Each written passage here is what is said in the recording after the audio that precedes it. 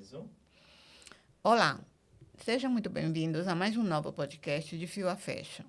Meu nome é Edith Molina, eu sou consultora e especialista em engenharia de produto da área têxtil e vestuário. Eu sou a Kátia Cunha, eu sou engenheira têxtil, eu trabalho com desenvolvimento de produtos, sourcing e sustentabilidade.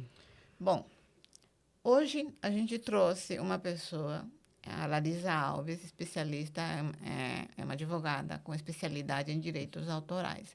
É um tema que é muito atual, onde a gente tem muitos problemas decorrentes dos direitos autorais.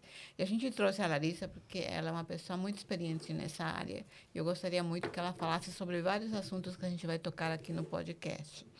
Larissa, boa tarde. Obrigada por você ter aceitado o nosso convite. Olá, tudo bem? Eu sou, como você disse, a Larissa, advogada especializada em propriedade intelectual, direito autoral e fashion law.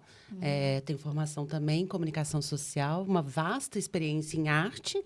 E aí eu uni essa experiência internacional, que eu morei uma década em Londres também, voltei para o Brasil, uni essa experiência com arte, com a produção de moda e a advocacia voltada à propriedade intelectual. Obrigada. Larissa, eu vou começar por um ponto que é um dos mais polêmicos no momento. Aliás, direitos autorais já é polêmico há um bom tempo, só agora que está começando a surgir algumas normas, algumas leis, e está ficando um pouco mais sério, né? Porque antigamente não era levado nada a sério. Assim, tem várias perguntas dentro desse tópico que eu vou falar para vocês, e aí você vai falando, a gente vai tirando algumas dúvidas com relação a isso. No Brasil, como funciona a lei de direitos autorais? Como, por exemplo, tanto na parte escrita ou como em produto, criação de algum produto, alguma coisa assim. Sim. Bom, aqui no Brasil, né, a gente tem a Lei de Direitos Autorais, que é a Lei 9.610. Ela foi feita em 98 e ela é uma lei que protege a criação. Então, quando a gente fala de criação, né, voltada à criação artística. Isso engloba muitas coisas, que pode ser um texto, um filme, uma música, uma criação de uma coleção por analogia, né? Porque não tem citado na Lei de Direitos Autorais, na LDA, que a gente chama, não tem citado a indústria da moda, né? As criações da moda. Mas, por analogia, a lei que a gente usa é a Lei de Direitos Autorais quando se diz de criação. A gente tem também algum embasamento na Lei de Propriedade Industrial, mas aí, quando mais a gente tem a questão da tecnologia de tecidos, essa parte mais startup, tecnologia, a gente tem também a lei de propriedade industrial que protege a gente. Mas, assim, falando aqui no nosso âmbito, né, do que a gente tem conversado, a parte de criação artística em cima da moda é a lei de direitos autorais. Que bacana. No caso, quando você fala assim, como a propriedade intelectual ela vai se conectar com a indústria da moda, neste caso? Então, o que a LDA, né, a Lei Geral de Proteção de Dados, né, como foi, a gente está tão em pauta, né, a LGPD, que a gente acaba falando. A LDA, o que ela tem a ver com a moda é justamente a proteção da criação. O que é muito importante a gente ter em mente? Que a ideia, quando a gente está na fase de uma ideação, isso não é protegido por lei. Mas a partir do momento que a gente cria, isso é protegido por lei. Dentro do âmbito da moda, o que pode ser protegido pela LDA? A criação em si, né? Um modelo, né, o figurino, a estamparia, o trend dress, que é o que a gente fala, né, que é o conceito inteiro da marca, né? Por exemplo, a Farm, com a estamparia da Farm, já é uma coisa que a gente já vê uma estampa, já fala, olha, essa estampa parece ser da Farm. Me lembra a Farm. Me lembra a Farm. Né? O trend dress aqui no Brasil, você entrando numa loja na Centauro Esportes. Você entra na Centauro, ela já tem toda uma configuração de loja que você já remete a Centauro, independentemente de ser em São Paulo, Rio de Janeiro, Belo Horizonte, Rio Grande do Norte, onde seja, você tem esse conceito do trend dress. Além da cor do logo, né? Sim, Você já Exato. Você bate o olho Era no onde eu ia entrar vermelho. agora. Exatamente, que é a questão da marca, né? Do registro da marca. E tem todo esse... Além do trend dress, a questão da semiótica, né? Porque você também não dá para... De repente, se um empresário lançar uma marca que são só grandes vestidos com uma estamparia de aves e botânica brasileira... pode ser que tenha algum problema aí em questão de plágio e de cópia ou de concorrência desleal com a Farm, né? Hipoteticamente aqui pensando. Sim, e acontece, né, que tem até uma pergunta aqui que é direcionada a isso, do plágio. E, por exemplo, pegando esse gancho da Farm, é muito... Você anda no Bom Retiro, tem uma marca que você passa na frente, você fala, gente, às vezes eu até volto, porque toda vez eu me confundo. E isso é considerado um plágio? Como que você tem algum caso que você destacaria de plágio? Tem sim. Tem a questão da cópia plágio, né? E tem a questão que é muito forte da releitura. Vamos colocar aqui uma, até trocando, invertendo a ordem. A releitura é lícito, podemos fazer uma releitura, e tem a questão da cópia, do plágio. O plágio é copiar na Co- íntegra, na né? íntegra. Ah, 100%. Na íntegra, Não 100%. pode- Então, por exemplo, teve lá o Oscar 2024, 2025, alguma atriz entrou com um vestido da Yves Saint Laurent. Aí uma marca aqui no Brasil, a Renner, vai lá e faz um vestido idêntico. Idêntico. Então, isso é plágio. Por quê? Ele cortou caminho, ele copiou, né? Isso é pirataria. Uma pessoa, quando tem uma criação, é um tempo, né? Um capital intelectual ali que Sim. está fazendo a criação, um estudo de material, se funciona ou não funciona o design. E, de Exato, repente, tem uma outra pessoa que copia isso, né? Que rouba, entre aspas, todo esse tempo e esse investimento intelectual financeiro. Isso não pode. Agora, a releitura pode, é válido, é interessante, né? Isso que a gente vive no nosso dia a dia, que é tá andando na rua e você vê, gente, a moda tá parecendo anos 80, né? A gente que já tem um RG assim mais. Sim. Então a gente consegue ver que é válido, porque você busca referência e a arte busca referência a todo tempo. Então você busca referência numa época, em modelos e relê aquilo. Isso é válido e é Vamos ilícito. supor, no caso da... Você deu um exemplo de um vestido que foi copiado de um desfile, é o que mais tem, né? Você vem aqui numa fast fashion.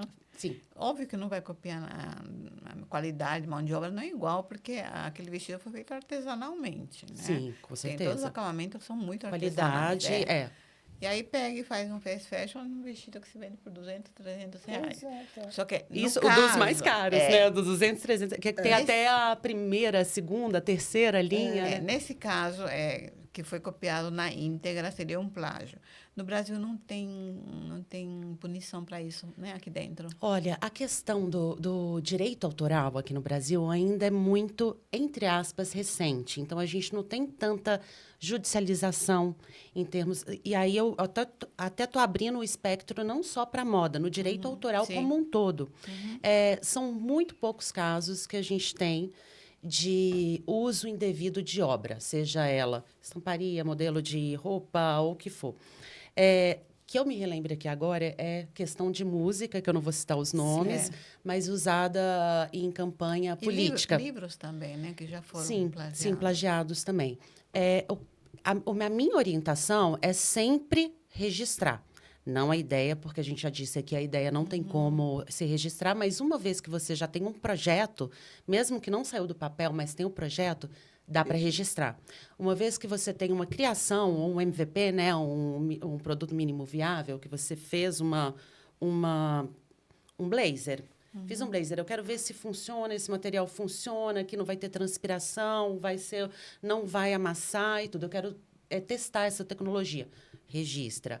Aí depende, é o que a gente falou do registro, depende do porte da empresa, do empreendedor, do criador, do artista. Porque se for uma empresa, uma farm, ela pode registrar no INPE, que é um registro que tem toda uma pesquisa de referência e etc. Sim. Porém, é mais caro, né? Financeiramente, é um pouco mais pesado. Mas se você é um pequeno empreendedor, ou um criador, ou um estilista, você pode registrar na blockchain, que o custo é muito mais acessível e você vai ter o seu registro de anterioridade, entendeu? É importante ressaltar que a LDA, a Lei Geral de Proteção de Dados, ela prevê que não precisa se registrar uma obra ou uma criação. Então, assim, a priori, não é obrigatório ter um registro. Porém, facilita muito em casos de plágio e etc. Retomando aqui o gancho que você perguntou, né, da fast fashion, eu acho que depende muito, sabe, Edith? Porque a fast fashion, ela configura em várias questões como concorrência desleal, sabe? Sim. Então, assim, para você, de repente, fabricar... Vamos falar, continuar no exemplo do blazer. Fabricar um blazer, mas num preço bem acessível ali para classe C, classe D, qual é o tipo de profissional que você está colocando para trabalhar? Que tipo de indústria por trás disso que vai estar trabalhando ali? Vai ser uma questão... Tem questões éticas, né? Questões Sim, trabalhistas, questões de... O preço que foi pago, com certeza, não é o mesmo de Com uma pessoa que certeza. fez com todo o acabamento com bem... certeza. Acabamento diferenciado. Acabamento, Não, produto, Mão de obra bem né? paga, entendeu? Exatamente, E exatamente. isso cai nessa pergunta, né? Que quais são os erros mais comuns de quem está começando e esquece da proteção legal? Acho que é justamente isso, né? Você entra num turbilhão que você encontra um preço mais em conta e aí você vai, né? Quem não tem essa experiência... Exatamente. E eu acho que vai até além, porque quem está começando no mercado, né, seja... Às vezes a gente fala de muito jovem, mas eu acho que hoje em dia a gente é jovem até com 70 anos de idade, a gente está se reconstruindo a todo tempo, né? Mas eu acho que o grande erro, não é nem erro, a grande problemática da indústria criativa, e aí inclui-se a moda, né? A indústria da moda, é a informalidade de trabalho. Exato. Então, assim, é uma questão do barato que sai caro, né? Se você tá ainda na ideação, porque a marca, o registro da marca, quando você pensa, olha, eu quero uma marca que vai chamar XPTO Modas, você já pode ir lá e verificar se existe essa marca. E já pode registrar, por exemplo, na blockchain, já registrar essa marca por um preço extremamente acessível. Se você tem mais verba, registrar no INPE. Outras questões vão com relação aos contratos, né? Do dia a dia na indústria da moda. Porque você está trabalhando ali, mas você está com parcerias estratégicas, você está com um contrato de colaboradores, então tem um contrato de prestação de serviço, de repente precisa de modelo, autorização de uso de imagem, né? Sim. Olha, alguém criou uma estampa para você. Você não pode ir lá e usar essa estampa sem ter no papel, né, bem acordado, que tem um contrato que essa pessoa cede o direito de uso por tantos anos dessa estampa. Isso na O que eu moda usa acho- muito, e acontece demais isso, muito, Sim. muito. O que, no caso da moda, não de modelo, mas mais na parte de desenho de estampa, na realidade, o que eu vejo é o seguinte: as tecelagens, quando elas vão fazer uma estampa exclusiva para uma empresa, confecção, seja lá quem for, ela tem um tempo para ela não fazer essa estampa para um outro cliente. Esse que a gente chama de... Exclusividade, né? mas tem um outro nome técnico isso daí.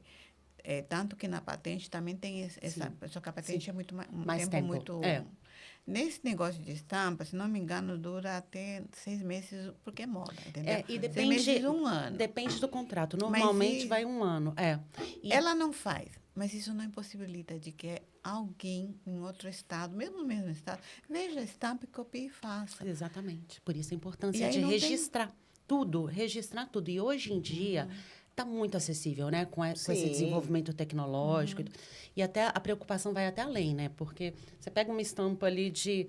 Estou citando a Farm todo o tempo, mas de uma marca XPTO, coloca na inteligência artificial e pede para ela criar várias estampas, versões Sim. derivadas disso. Tá, a criação não é daquela marca, Sim. Mas se baseou em, né? se baseou em, entendeu? Então, o buraco é muito embaixo e a gente ainda tá a gente entrou numa zona muito cinzenta, né? Porque eu acho que vai ter pano para manga isso, questão de cópia, plágio, via inteligência artificial. Artificial, é o que já está tendo. Já está tendo, né? Tá E a tendo gente esse consegue... Existem programas que você consegue identificar textos de IA, mas a parte de imagens, eu não sei se existe já, se Existe, você consegue existe. identificar. Tem inteligência artificial que você coloca A a imagem. imagem, qualquer coisa. Mais até a parte escrita também. Ele já te dá da onde que é isso daí. E aí Tem programas próprios para isso. da onde vem, mas aí também tem o rastrear, né? Porque aí já entra numa tecnologia muito mais avançada que eu não vou saber Sim. falar aqui, que não é minha Senão vai ficar expertise. longo o negócio. Mas quem vai fazer essa impressão dessas estampas e revender isso, né? Quem que vai ser responsabilizado? Então, assim, são várias camadas aí. Porque às vezes quem comprou a estampa não tem nem ideia de que ela foi copiada de um uso exclusivo. Exatamente. Eu acho que aí que está o grande, né, É, Edith, o grande desafio da sua área é isso, né? Exato. Chegar em quem começou o plágio, em quem começou. E por isso a importância do registro, né? Porque, como eu falei anteriormente, não é obrigatório ter o registro. Porém, se você não tem o registro, é tão complexo, porque você tem que pegar todo o histórico de a criação foi sua e tal. Se está registrado, já é meio caminho andado, sabe? Eu já acompanhei alguns clientes. Olha que engraçado, eu tinha 2 clientes que um deles tinha começado primeiro e o outro começado depois, mas eles tinham a mesma inspiração de uma terceira marca, muito antiga. E aí, esses dois começaram, os dois faziam Fashion Week, os dois faziam eventos, e os dois começaram a brigar por conta de plágio. Até que um dia, uma pessoa do mercado muito mais velho chegou e falou, vocês dois estão errados, porque vocês dois se inspiram em fulano. Acabou a briga. Na hora, acabou, e eles ficaram quietinhos. Eles mudaram de estilo, cada um pegou o seu, e acabou. E eu achei muito engraçado. Larissa, eu queria te fazer uma pergunta com relação de quem está começando, na realidade.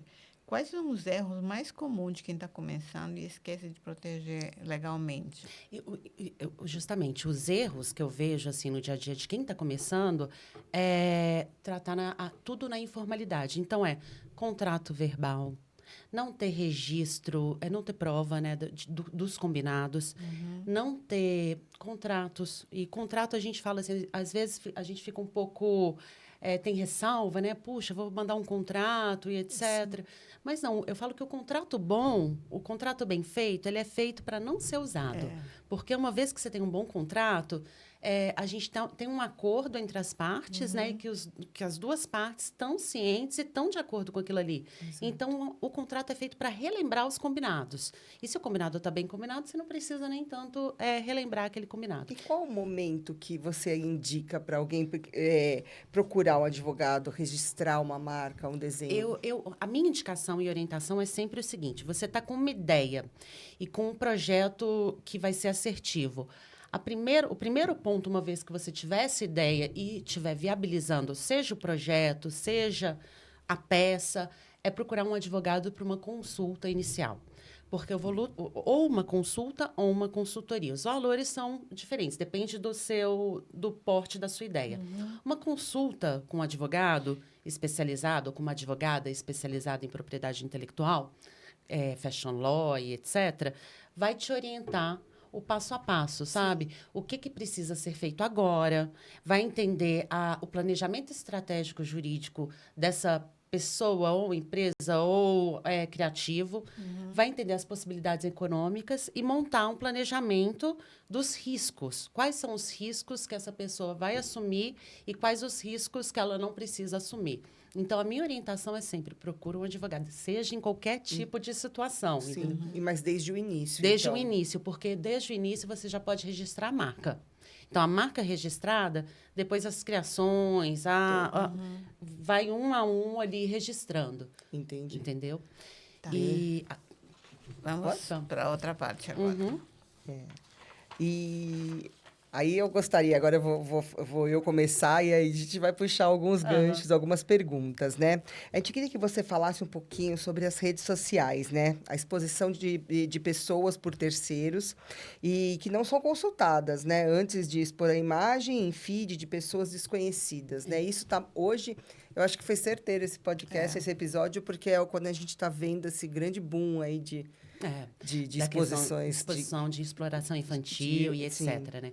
Essa questão, a gente até comenta da questão da exploração infantil aqui na sequência, mas, assim, é fato hoje em dia que a Creators Economy, né, a indústria criativa nas mídias sociais, gera bilhões anualmente. E eu estava lendo uma reportagem que vai triplicar nos próximos anos. Então, já está consolidado, já é onde o pessoal está fazendo business, fazendo portfólio, se divulgando e tudo mais. O que acontece na questão das redes sociais? tem que se estar muito atento questões de, por exemplo, o que você posta lá. Porque você é um influencer. O que você posta, você é responsabilizado por aquilo. E aí, uma coisa muito importante. Por exemplo, eu sou uma influencer e eu faço uma colaboração, uma parceria paga, uma publi com uma marca. Eu sou responsável por isso, entendeu? A responsabilização é minha. Então, aí vai para os dois lados, na questão de publi e parceria. Tem que ter esse estudo, tanto o influenciador, a marca, o que for, da segunda parte. E essa parte, que é a marca, que está ali fazendo a colaboração, etc., tem que saber aonde ela está pisando, né? Sim. Por quê? O dano que pode ser gerado numa questão de publi mal feita, mal pesquisada, mal encaminhada ou mal orientada, pode ser muito grave e pode terminar com uma marca, por exemplo. Sim. Sim. Ou terminar, quando eu coloco marca, terminar com um influenciador ou terminar com uma marca mesmo. Porque, imagina, a gente teve essa lista dos influencers, né? Aí a gente viu aí CPI das bets e que tiveram vários também, influenciadores. Sim. Que fazem tanto bets quanto marcas de roupa. Marca de roupa. Calçados. Será que a marca de roupa quer estar aliada? Que eles não se preocupam com a parte de direito. Não. Mas será que a marca quer estar aliada ali? Uma marca que se importa com sustentabilidade, com a ESG. Será que ela quer estar aliada a um influencer que está, de repente, sendo chamado na CPI das bets? Ao mesmo tempo... que aí entra no do influencer. O influencer pega uma marca, de repente, que usa trabalho infantil, que é gravíssimo, gravíssimo. É um crime, é gravíssimo. Então, o influenciador não pesquisou a marca, de repente, ele está fazendo a publi dele e a marca entra num processo de trabalho infantil. Esse influenciador, ele sofre consequências. Se queima, né? Se queima, que é o que a gente fala no direito, que é o dano reputacional, né? Porque tem o dano material, o dano moral, mas a questão das redes e das empresas é o dano reputacional. Que às vezes você não recupera nunca mais, Nunca mais, nunca mais. A gente vê aí casos que, hoje em dia, né? Que aí eu falei que era o ponto que a gente ia entrar. A gente está aqui nesse momento, né? Que a gente viu o caso de influencer foi questionado com relação a expor menores de idade nas redes. Isso é muito grave, porque, não pode se ter trabalho infantil. Então, menor de 18 anos não pode estar. Menos que seja 16, mas num contrato ali de... Ai, gente, esqueci. Menor aprendiz. Mas depende do tipo de trabalho ou qualquer trabalho. Então, a trabalhista não é bem minha área, né? Modelos, por exemplo, a gente vê tanta modelo de 14, 15 anos de idade. Bailarinas.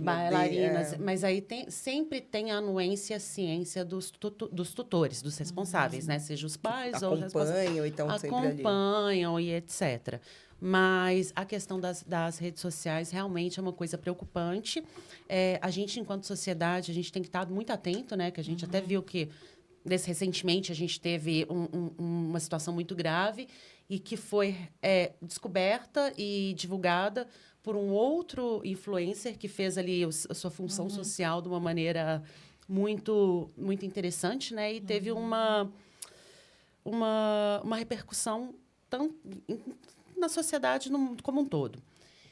Uma outra coisa que é super importante falar, né, também sobre as redes sociais, que aí não entra tanto na LDA, na Lei Geral de Direitos Autorais, mas a gente tem o Marco Civil da Internet, que ele regulamenta a internet.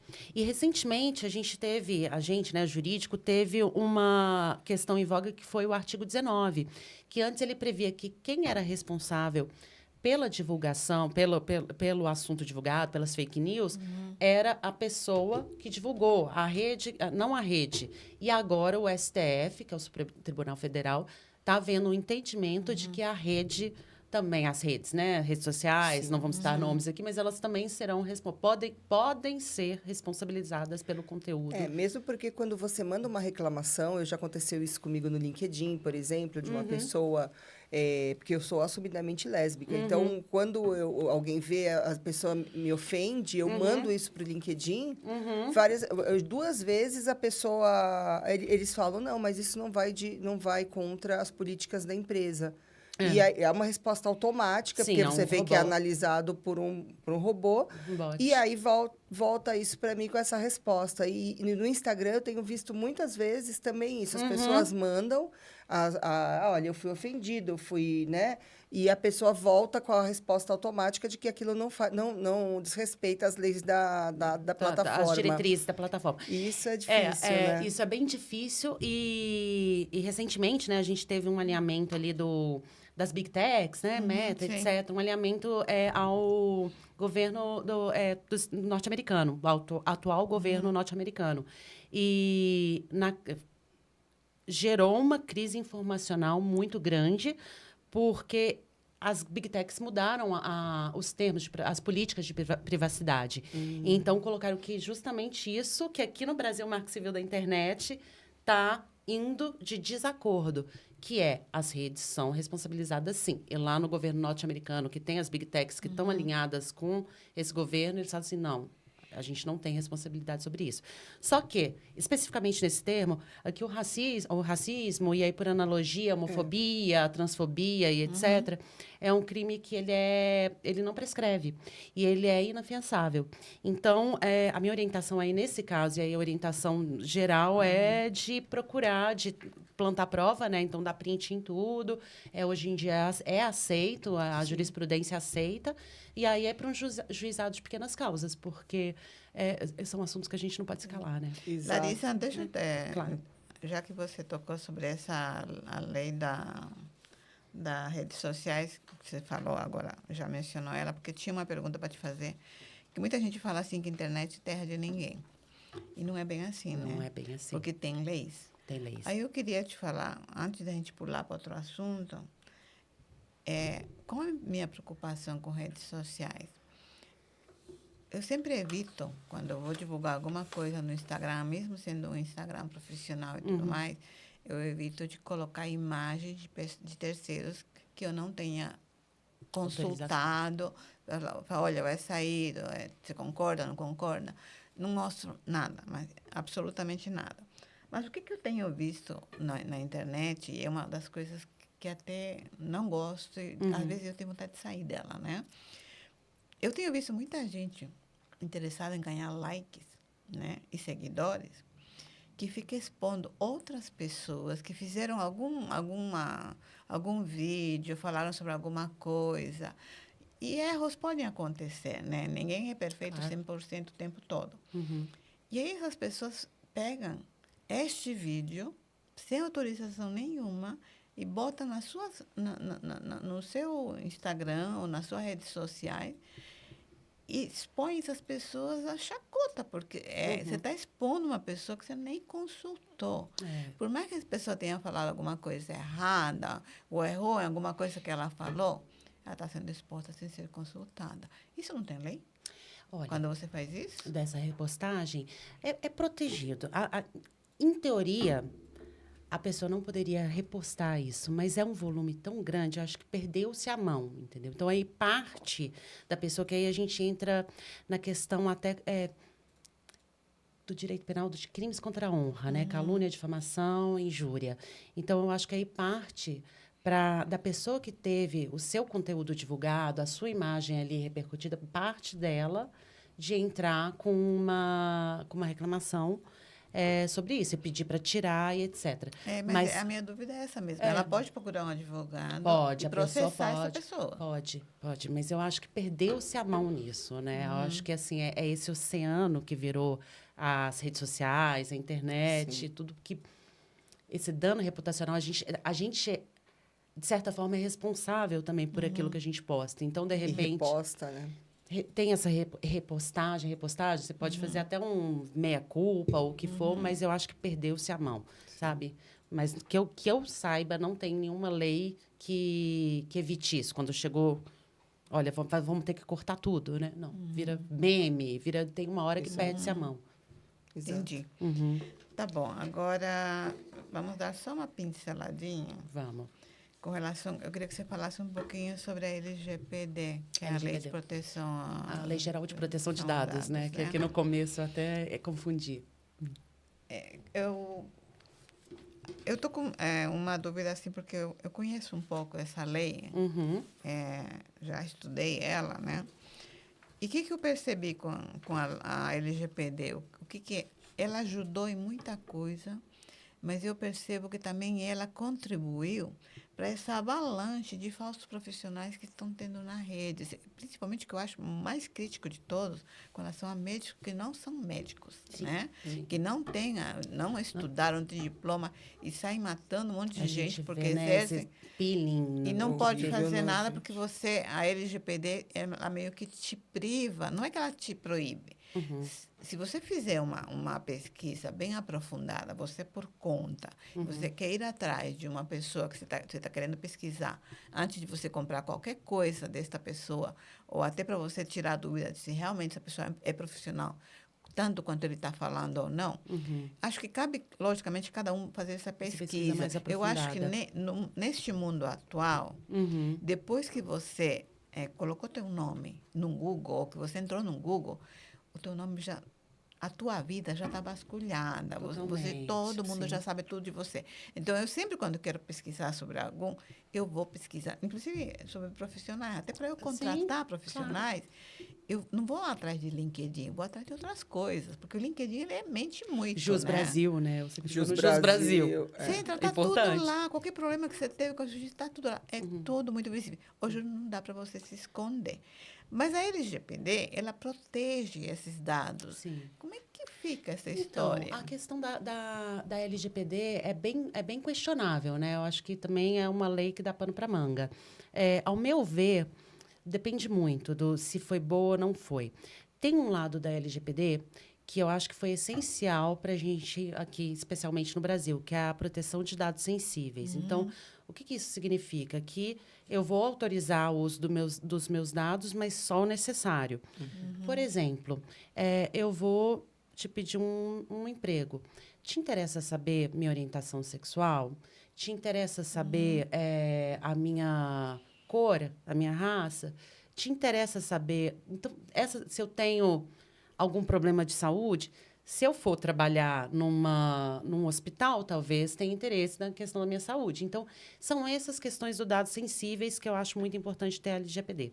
Eu cito até por alto um caso que aconteceu, que passou pelas minhas mãos, que foi um cliente que ele tinha uma situação de saúde e ele tinha um trabalho num nicho específico que era focado nessa questão de saúde e de orientação sexual dele. Mas não era aberto para a família, para as pessoas que ele trabalhava, era bem nichado. E ele não autorizou o uso da imagem dele, ou o uso das falas dele, e ele teve isso divulgado nas mídias, por um por um jornal.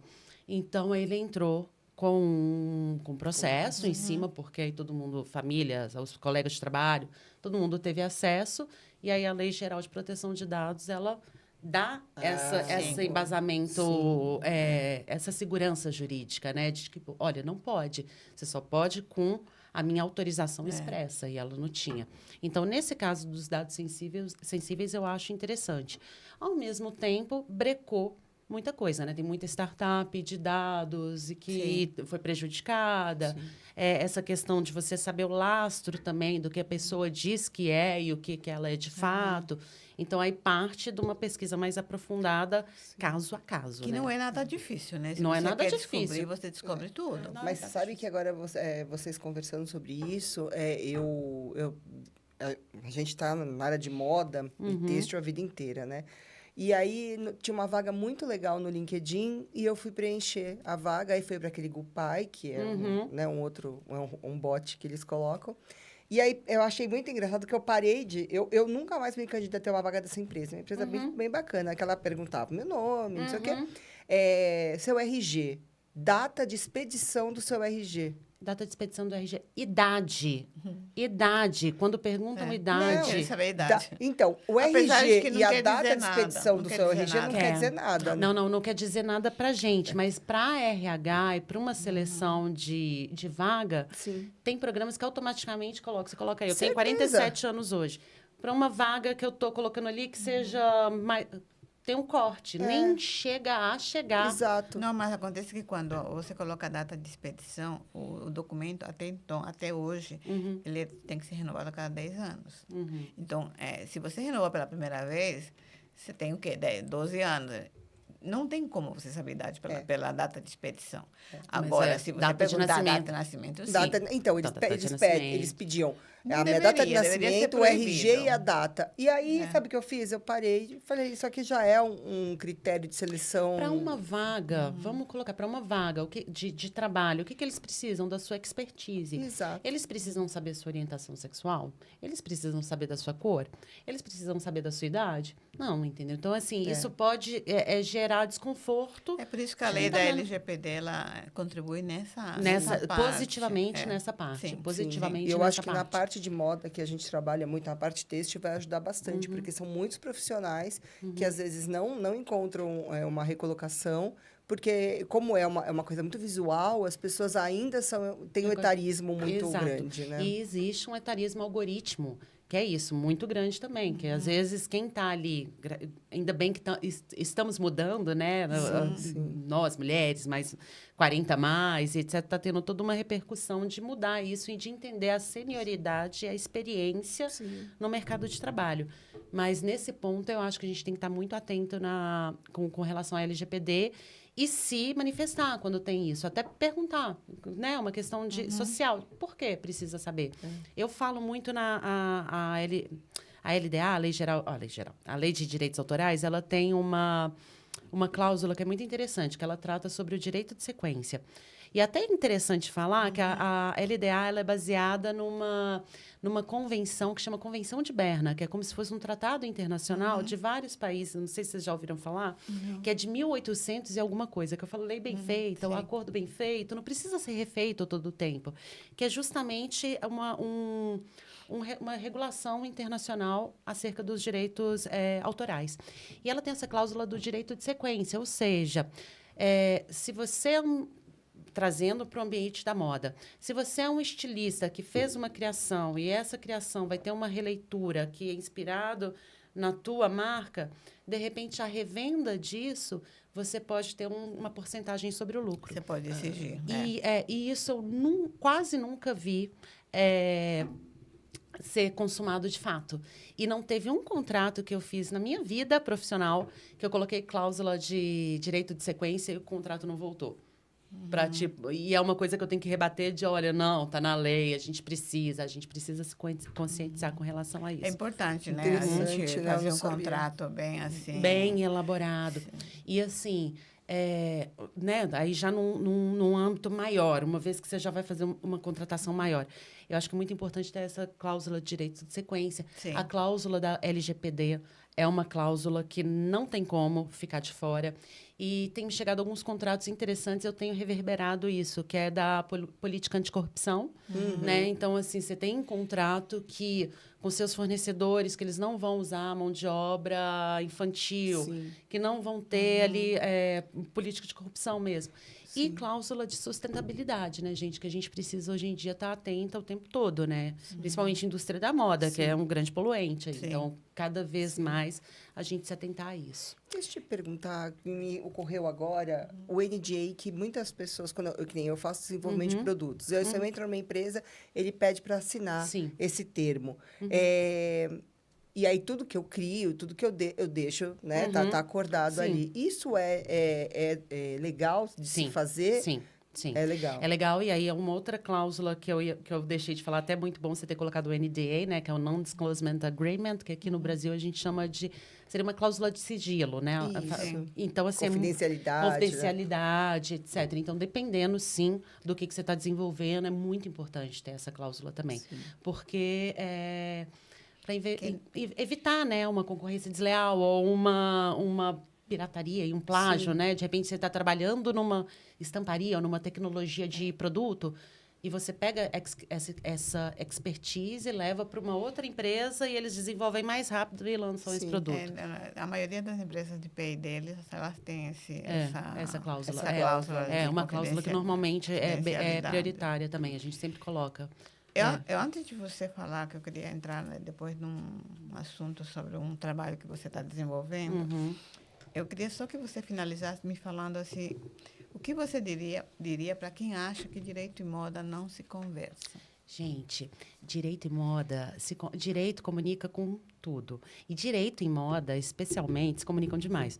É até interessante aqui, vai tomar só um tempinho, mas de como que surgiu, né, o Fashion Law, que a gente estava conversando antes de entrar aqui no podcast e tudo mais. Virou até matéria de faculdade. Exato, que é o solado do Lobotan, né?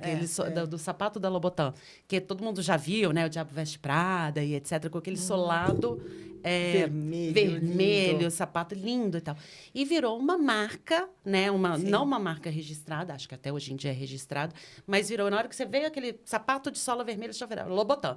E aí, Yves Saint Laurent, ali no final dos anos, no começo dos anos 2000, lançou um sapato todo vermelho, monocromático, que é uma cor só, com solado vermelho também.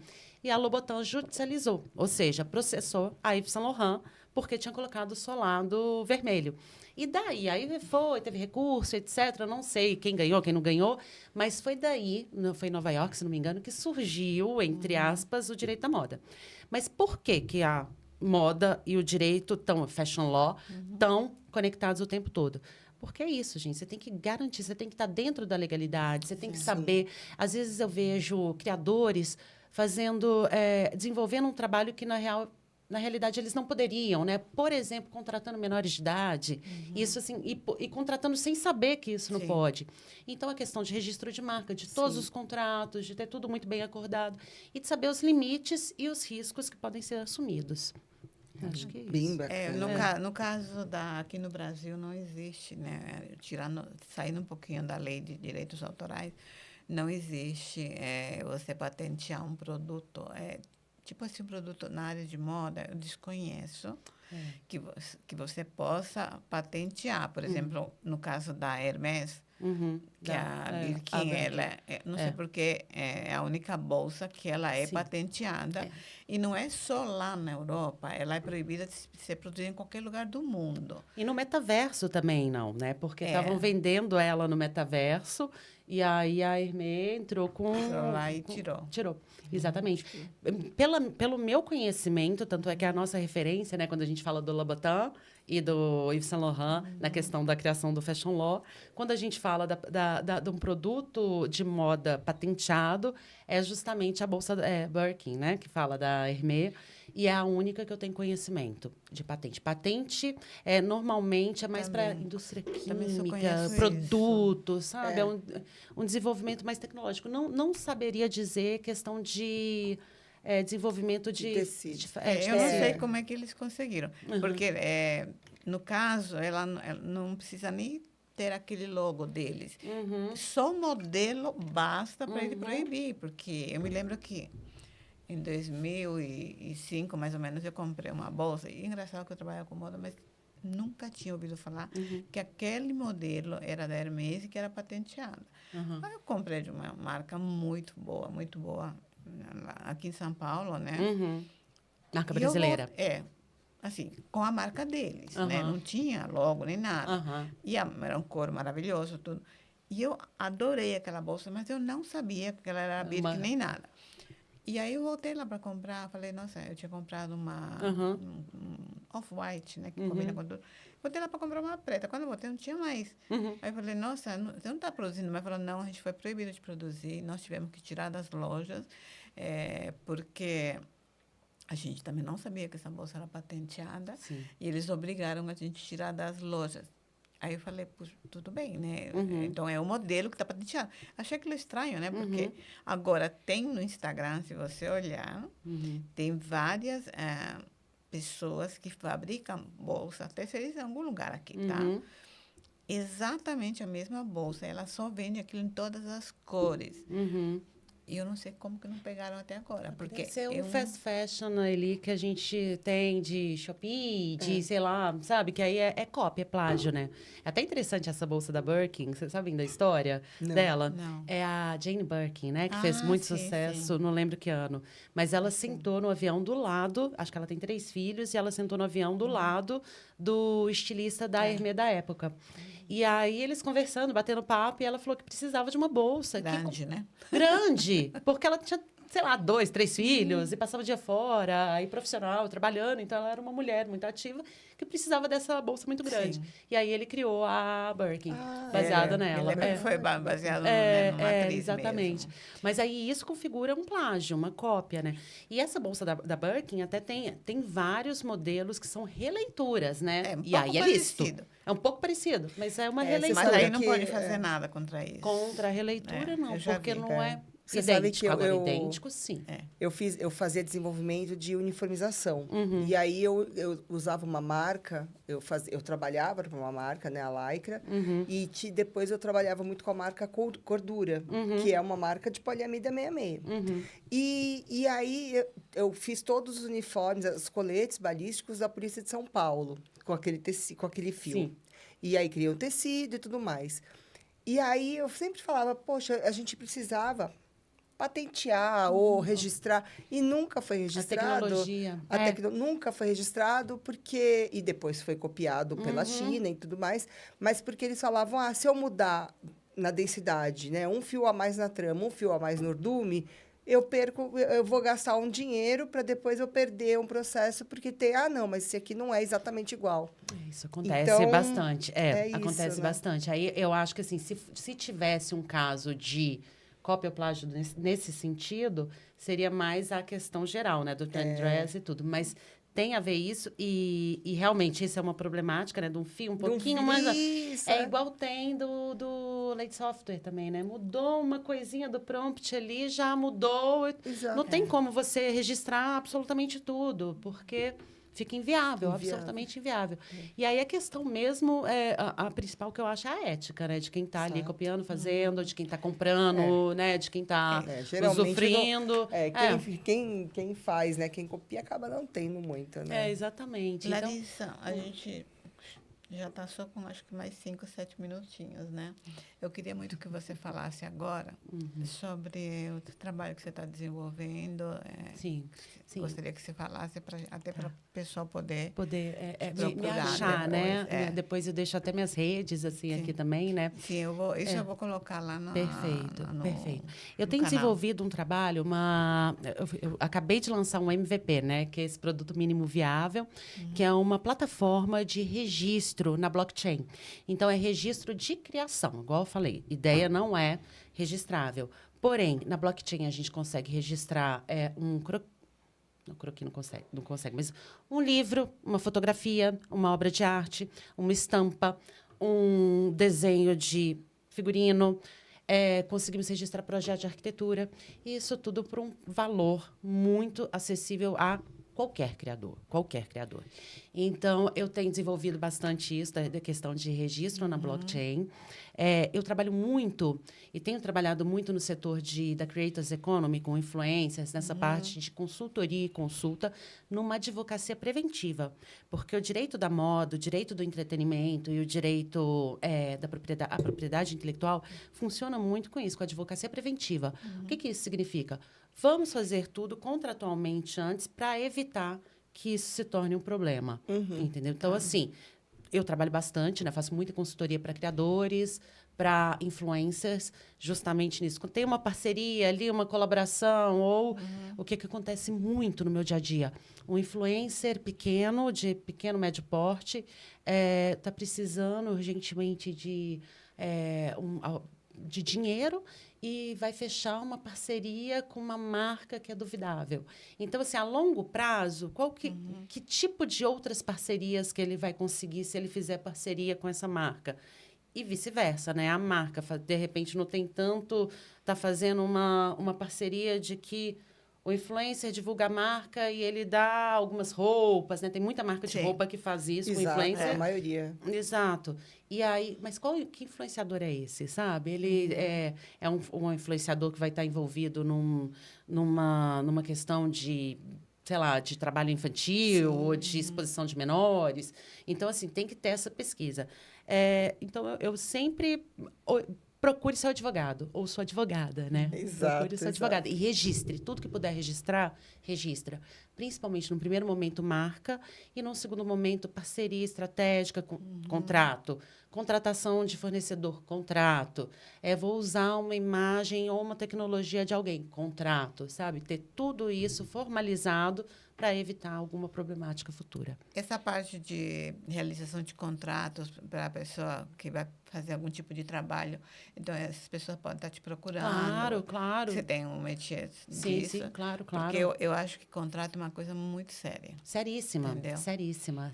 E a E gente as falou aqui pessoas de não várias... prestam atenção nisso. E principalmente na indústria criativa ainda é muito informal e a gente tem que mudar isso, sabe? E você sabe que tem uma coisa, assim, indo nessa linha que você está comentando do teu trabalho, quando eu vou prestar serviço para uma empresa, que geralmente os serviços que eu presto para empresas que são grandes, eu sempre fiz questão de ter um contrato. Eu Sim. tenho um modelo de contrato, né?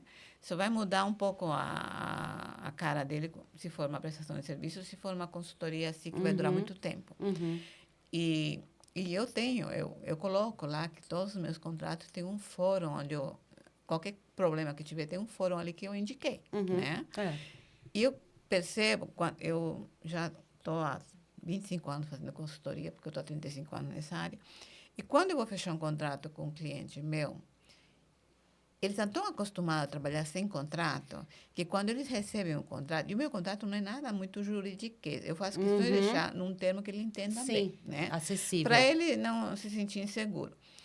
Mas o que eu percebo? Quando ele pega e ele vê que tem um contrato e ele volta, dá um pé para trás, eu já não faço trabalho para essa empresa. Eu já não faço trabalho para ela. É isso. Porque Eu se acho que ela tá tem certíssimo. medo de um contrato, É porque não, alguma má intenção ele tem. Exato. Não está numa boa fé, né? Não. Porque é isso. O Eu contrato já- é feito para não ser usado. Então, é um Não. acordo entre as partes. E eu já escutei de uma pessoa que me contratou que o contrato foi feito para ser quebrado e ele não me pagou. Até hoje. Ficou me devendo uma fortuna e ele não pagou e falou... Vamos procure. processar ele. Vamos processar. Vamos processar ele. Vamos processar. É que eu me mudei de casa, eu nem sei onde está, mas então eu processaria. Graças a Deus, nunca fiquei sem receber. Sempre recebi 100%. Eu já por acordo bem comecinho de carreira, acordo verbal, informal. Sim. É isso, gente. Tudo tem que estar muito bem Tem que estar registrado. documentado. Documentado, Tudo. registrado. Quais são as tuas obrigações enquanto você é consultora e as obrigações do teu cliente enquanto cliente? Exatamente. Isso não pode faltar num contrato. É um acordo, né? É um combinado. O contrato nada mais é do que um combinado. Que tem que estar assinado por ambos. E um combinado que não sai caro. Com certeza. Um combinado que não sai caro. Então, Nossa, a Clarissa, assim, tem muita coisa que daria panos para manga aqui para a gente estar falando. tem né? uma tarde Nossa, muito. inteira, Porque né? Um dia inteiro. a moda, ela é muito...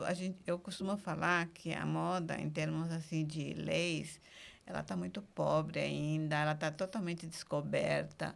E por isso que as pessoas falam assim, trabalha na moda, tá? Então é de qualquer jeito.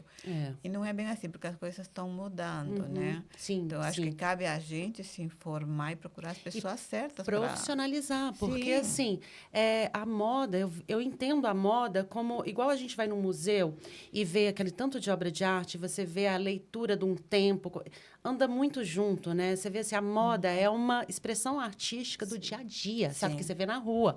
Então, eu falo, gente, adoro a abertura de exposição de arte, porque vai o pessoal todo vestido diferente. Então, é uma expressão. E a gente tem que proteger essa expressão. Tem que proteger, principalmente, o criador, sabe? O autor daquilo ali. Com certeza. Larissa, amei um bate-papo aqui, adorei. Adorei também. Muito obrigada pelo convite. Eu vou colocar as tuas redes sociais. Sim, por favor. O registra aí, gente. Registra aí. O registra aí, que é essa... É o principal. É o principal, que é... Vamos registrar tudo, gente. E já logo vou te procurar para você me ajudar a registrar um programa aí. Maravilha, vamos registrar. Tá Vamos bom? registrar, tá? Obrigada, muito obrigada, gente. Obrigada Obrigada por todo mundo. É isso. Tchau, obrigada. Tchau.